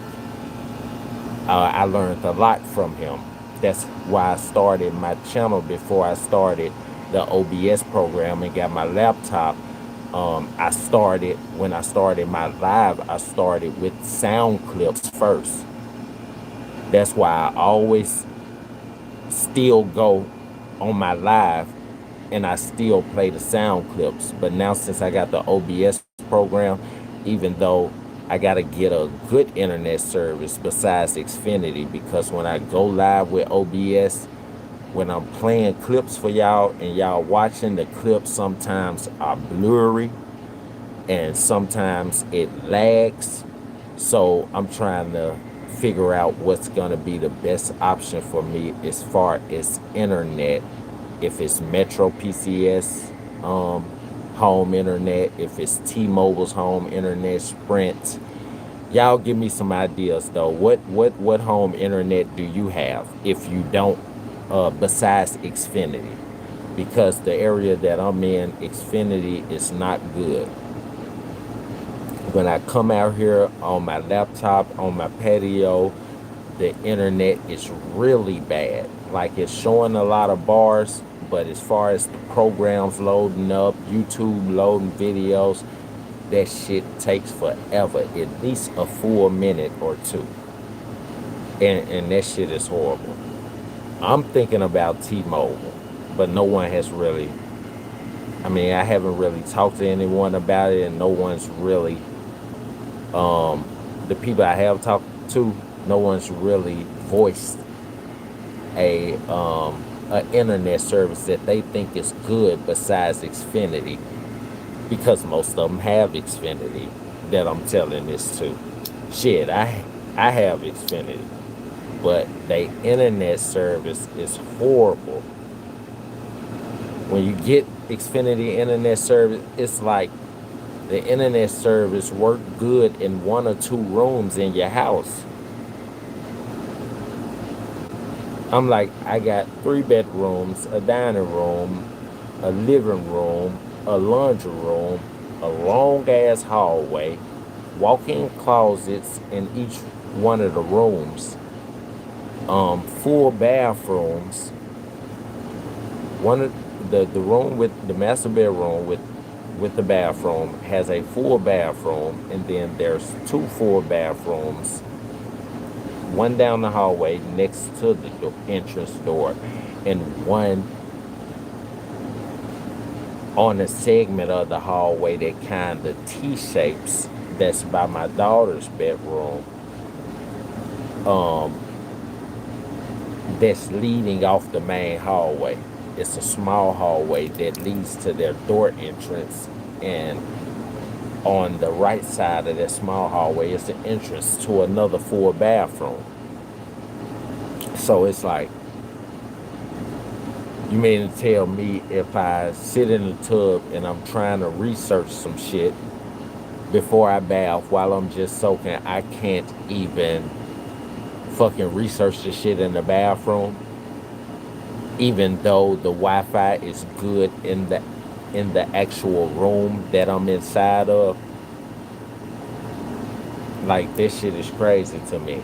And then it's good in the living room, but I'm right next to the living room when I'm on the patio, and my shit is working super slow. But I got Metro PCS by T-Mobile. I got their cell phone service, so my laptop, when I'm looking up shit and playing sound clips, I have unlimited hotspot, because I have the highest Metro PCS plan, so my hotspot never goes out no matter how long I use it. I can connect my laptop to the hotspot, and it never lags. It never glitches or takes too long to load up. It loads straight up. It plays straight. It never lags. And my cell phone service is Metro PCS, which is owned by T-Mobile now, so it's Metro PCS, Metro by T-Mobile. And I know Metro has home internet, but it would double my cell phone bill. But the people who own them, the mother company, T-Mobile, they also have home internet for half the damn price. For half of $60, for $30 or $35 a month. And I'm thinking about getting that, but I wanted to know if any of my chat actually had T-Mobile internet, home internet, and how was it? do they think it's the best, even if they never experienced Xfinity internet before they had T-Mobile. But even if no one is able to contact me or let me know and shit like that, I think that's the one I'm gonna go with, because that's the one that I want to go with. I want to be with T-Mobile and T-Mobile internet.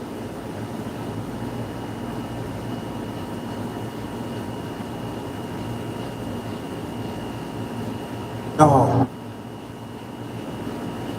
Okay, let's get this. y'all got Let's denim? get to this Hold on. video. On the website, y'all, ain't no way you guys are a print-on-demand company. Or full clemency, you know what I'm saying? So I don't know how that shit go, but if you don't know, P. Diddy and him were cool way back in the gap. You know what I'm saying? A long time ago. I done found plenty of pictures and videos of them together and all type of different shit. But look. Okay, so I was wrong. Him and P. Diddy were cool. So he did know P. Diddy. P. Diddy wasn't just like a fan of his as far as a businessman, wanting to be a billionaire, just want to shake hands with him and take a picture with him every time he at the party. Him and P. Diddy were actually friends when they were younger, as young multi-millionaire entrepreneurs.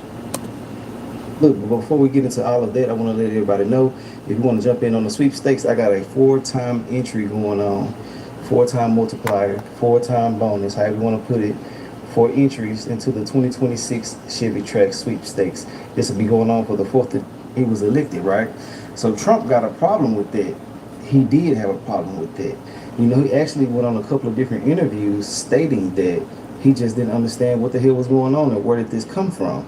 So I'm gonna let you see what Diddy had to say first, and then I'm gonna show you what Trump had to say after all of this went on. So this is Diddy right here. All right, let's hear what Diddy had to say. Trump gets elected, I really do believe in my heart there'll be a race war. That's why this message is not just to black people. You know what I'm saying? Y'all come on in, like the video, subscribe to the channel. This man is really trying to turn us against each other and put us in a situation. America messed up. Me and you've been talking for a minute about, chopping it up. It's a real talk. This Diddy talking against Trump while he's going through elections. First and second term, he talked against Trump. You know what I'm saying? Where it's not like the whole social media effect. Like when I look at the videos of Malcolm, Martin, Stokely, you know what I'm saying? I wish I could have seen a black man conversation. I couldn't talk to nobody about what we want to talk about with you. You know what I'm saying? That's a testament to your journalism. Man, you're inspirational. I want to see where you at. I want to see where you at. You know, you sparked a crazy conversation when you told everybody to hold their vote. Yeah. Okay, he in an interview with Charlemagne the God, Diddy is, and he talking down on Trump, telling all black people to basically hold their vote. So he really talking to New York. New York will follow him. Well, used to would follow him. So when Trump was running, he was talking to New York through Charlemagne the God fucking radio station or whatever that he worked for, and he was telling black people to hold their vote.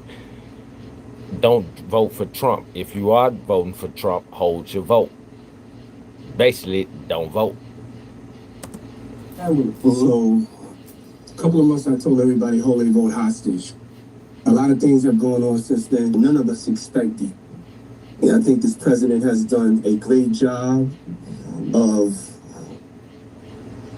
rattling America. When you move in fear, you don't have any leverage. The way I felt before is the way I still feel.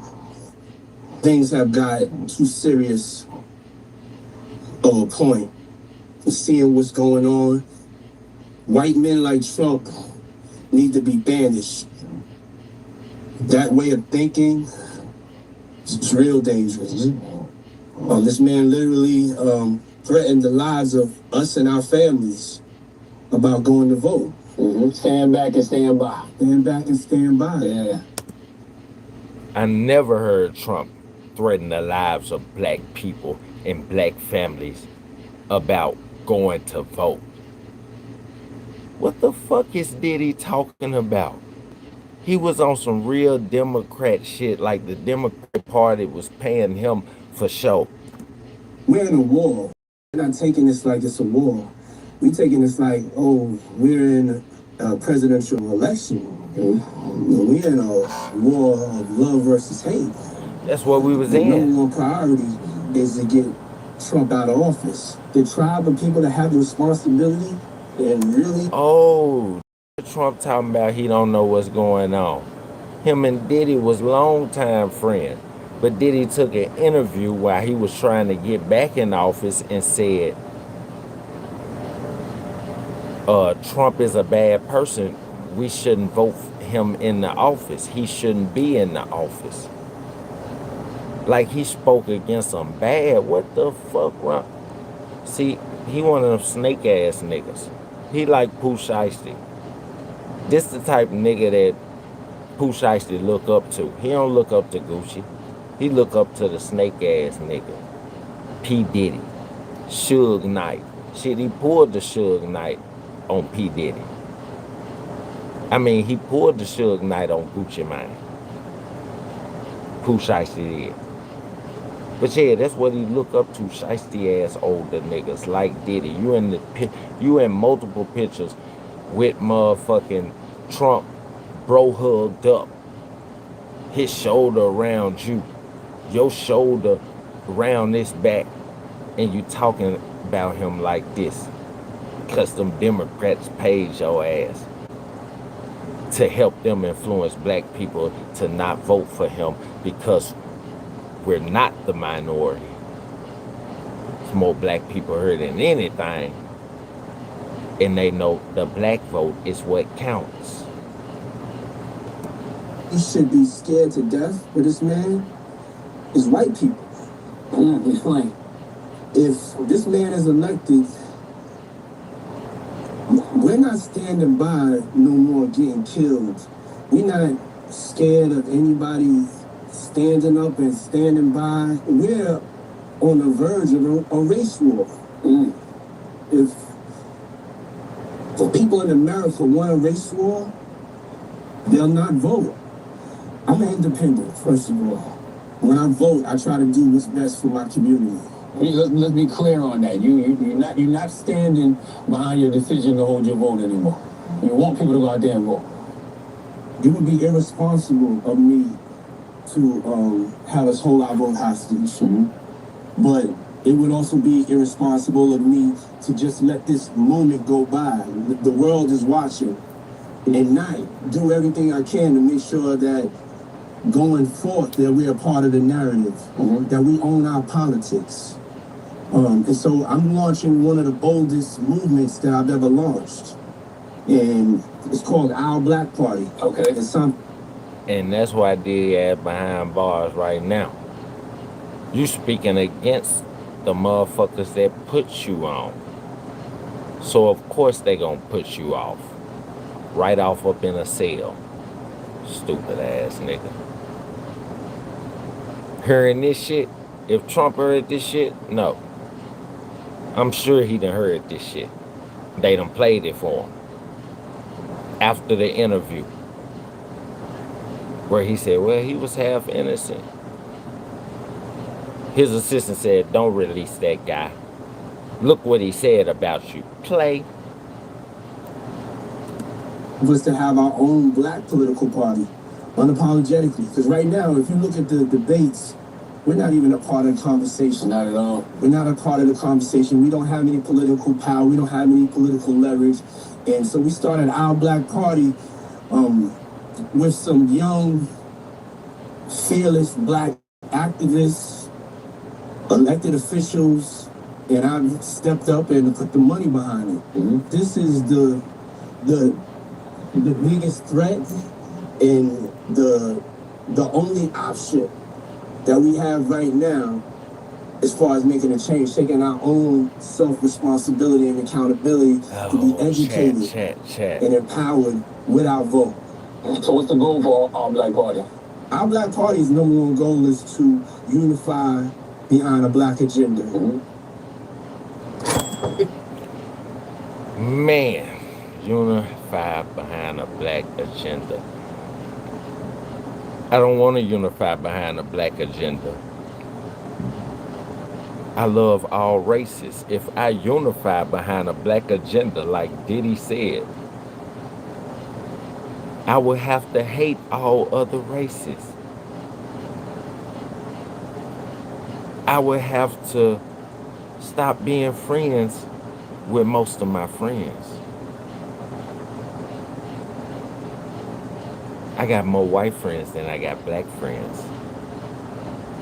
I got more African friends from I got a couple of friends from Nigeria, a couple of friends from Ghana, got a couple of friends from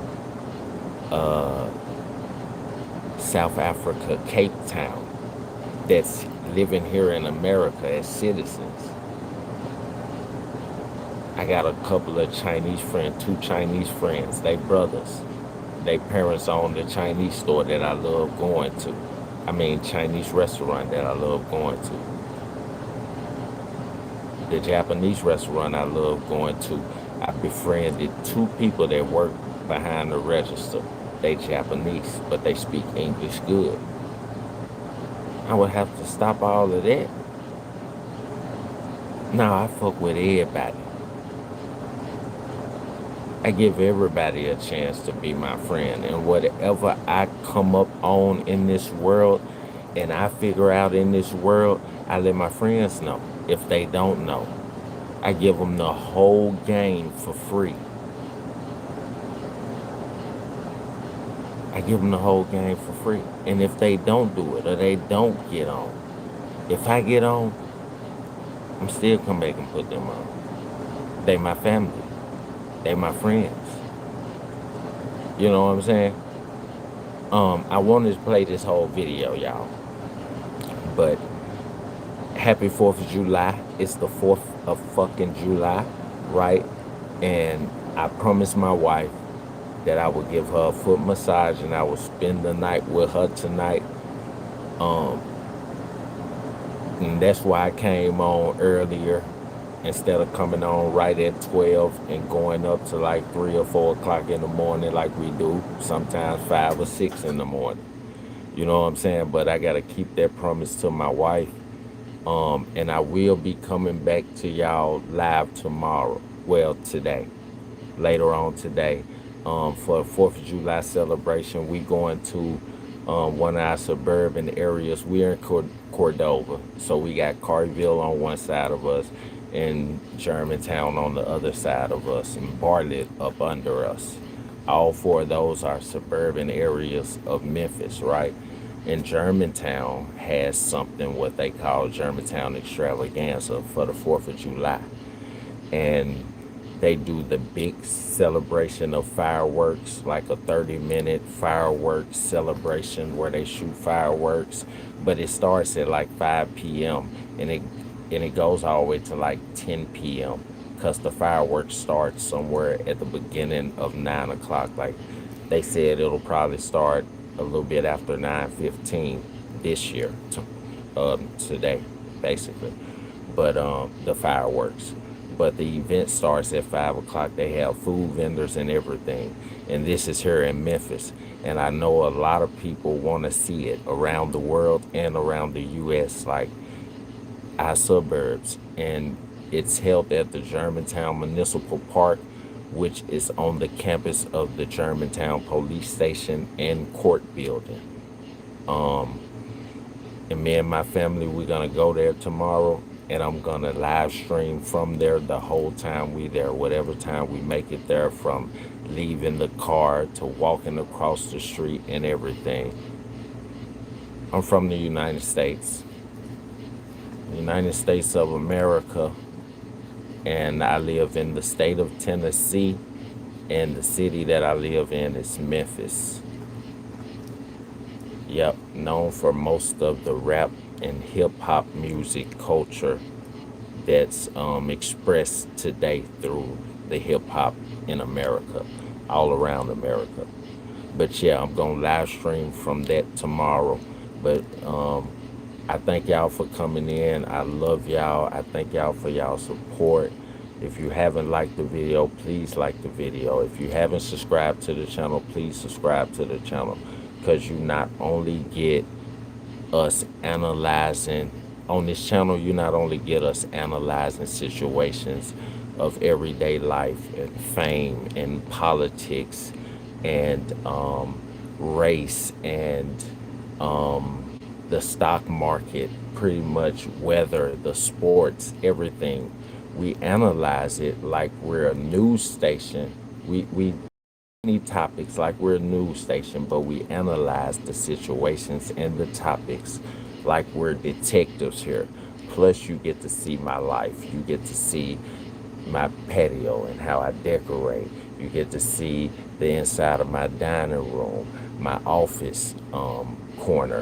You get to see my living room.